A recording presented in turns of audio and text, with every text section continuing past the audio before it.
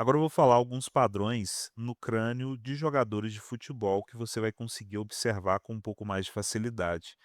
Lembrando que esse tipo de análise é muito nova, é algo que eu tive que desenvolver por muitos anos, é um dom pessoal que eu tive que transformar em técnica. Hoje eu estou traduzindo na internet. Então, tudo que eu trago aqui, não fique buscando necessariamente o artigo científico, mas busque validar aquele padrão na prática para depois se dar ao luxo de questionar sobre a parte científica. Olha que interessante. É um pouco mais rápido, você pula para o empírico, você já tem a visão de cima aqui no que eu falo, você rapidamente entende, olha aqui, existe esse padrão. Agora vamos testar na sociedade, vamos testar em mim, nos atacantes de futebol que eu conheço, os que eu gosto, deixa o nome dele aí até, para eu saber se ele está nessa lista. Também sugira nomes aí, tá, que eu vou adicionando nesses próximos dias. Mas vamos lá.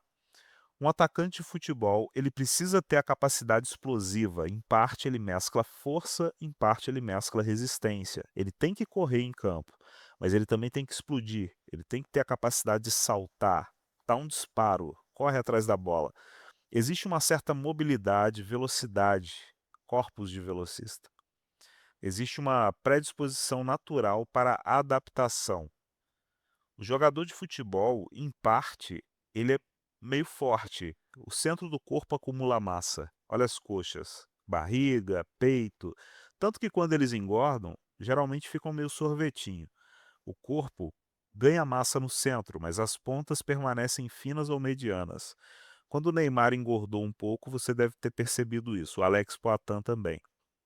Então, esse perfil de corpo é muito comum dentro desse esporte, principalmente os atacantes. Os atacantes são os jogadores que, por natureza, eles precisam ser mais sagazes, né. Então a configuração de corpo de velocista é um padrão fortíssimo ali. Não é que na peneira, quando selecionam os jogadores, eles estão olhando isso, eles não estão dizendo: "Olha aqui, é um corpo de velocista, esse cara vai ficar bom". Não. Mas é que os esportes eles são filtros sociais. Se você for parar para pensar, no esporte ali você não tem cota. O cara não foi para a Copa porque alguém deu uma empurradinha nele, não. Geralmente a performance dele diz muito, é o resultado. Os esportes é um tipo de performance braçal.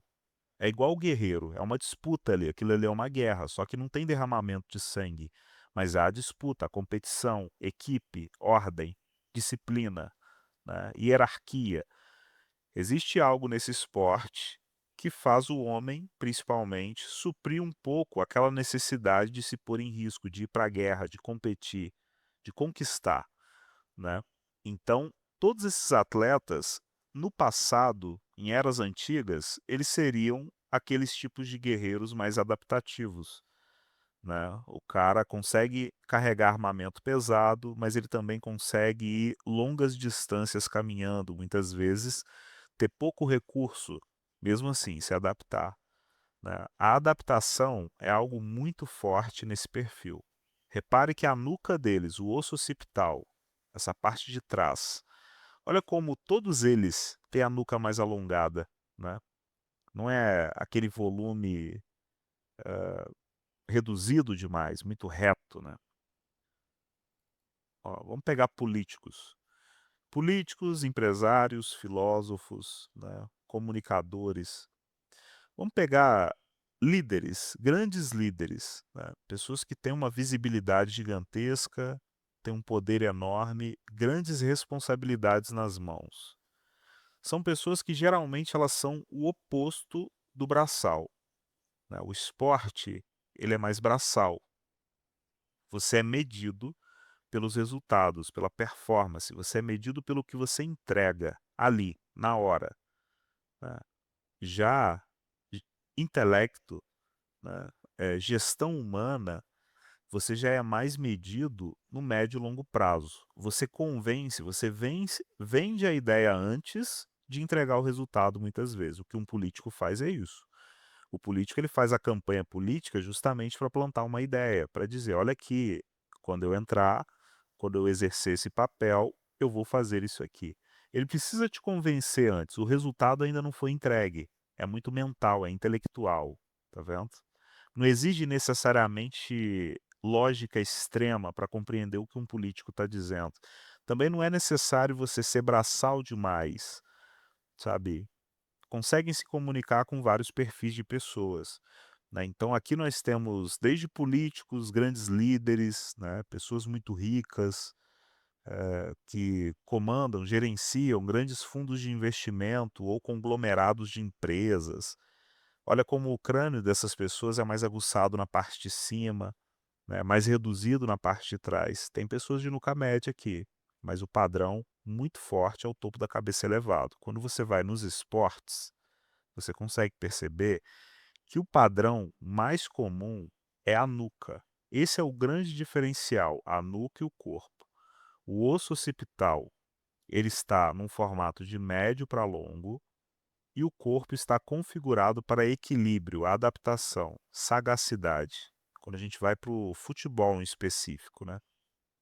Nós temos aí uma capacidade de adaptação grande. Por quê? O campo, ele não tem 30 quilômetros, né? E a bola não tem o peso de 100 quilos, né? Você não faz um esforço extremo no futebol. Você também não exerce uma resistência extrema, né, você se coloca em limites, mas não é levado ao extremo, ao limite. São 90 minutos de jogo, correndo, dando disparos, saltando, pulando, tipo crossfit, né. Claro que não estou comparando ali diretamente, mas é um ótimo exemplo. Então, você consegue perceber que no esporte os mais sagazes fisicamente e também mentalmente, tem que acompanhar o mental, né.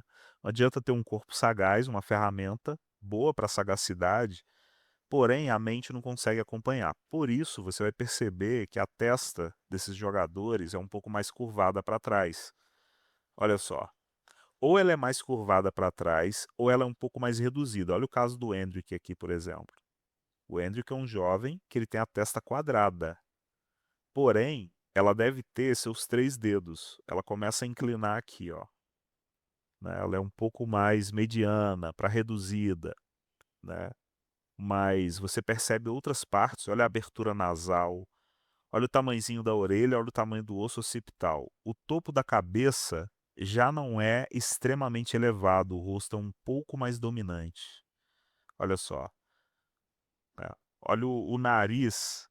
Ele tem uma abertura mais larga. Quando você vai para a orelha, é mais reduzida, né.